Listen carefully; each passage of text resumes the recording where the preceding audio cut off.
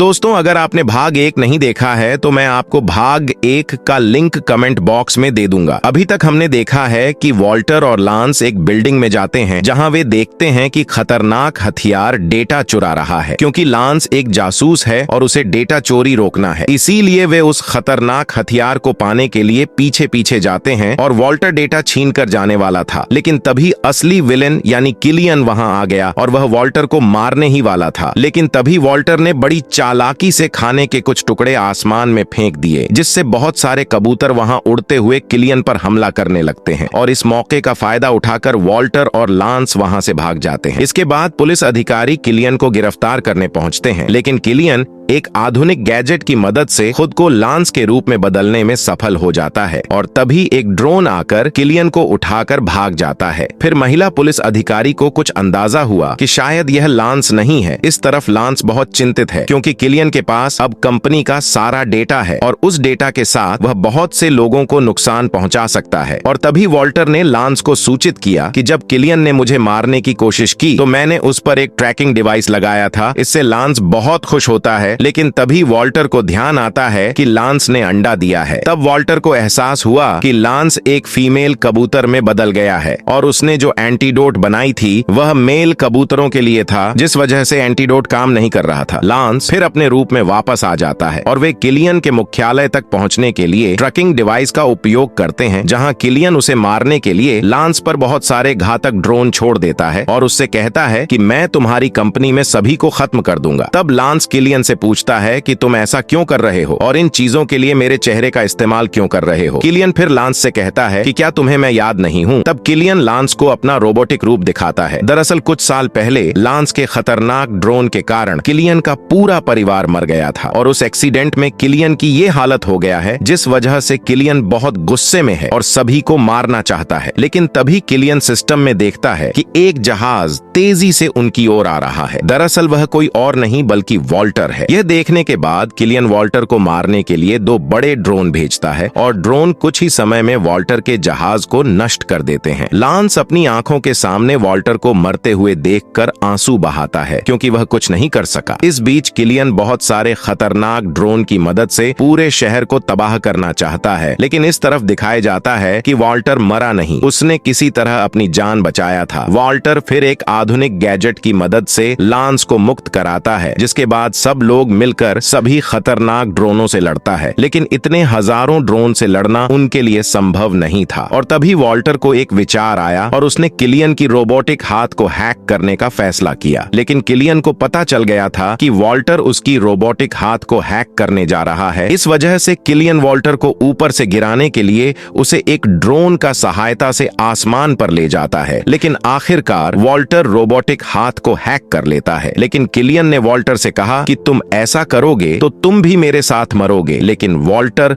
अपनी जान की परवाह न करते हुए किलियन को गैजेट के सहायक ड्रोन में फंसा देता है और अपना हाथ छोड़ देता है और वह तेजी से जमीन की ओर गिरने लगता है। लेकिन लांस के पास वॉल्टर को बचाने के लिए कोई और रास्ता नहीं था, इसलिए वह उस सीरम को खाता है और फिर से कबूतर बन जाता है। फिर वह वॉल्टर को हवा में गिरने से बचाने के लिए अपने कई कबूतर मित्रों को बुलाता है, जिसके कारण वॉल्टर मरने से बच जाता है। इस तरफ गैजेट की मदद से पुलिस किलियन को पकड़ने में सफल हो जाता है और इस तरह वॉल्टर और लांस पूरे शहर को खतरे से बचा लेते हैं और यहाँ इस फिल्म का हैप्पी एंड होता है। वीडियो को अंत तक देखने के लिए धन्यवाद।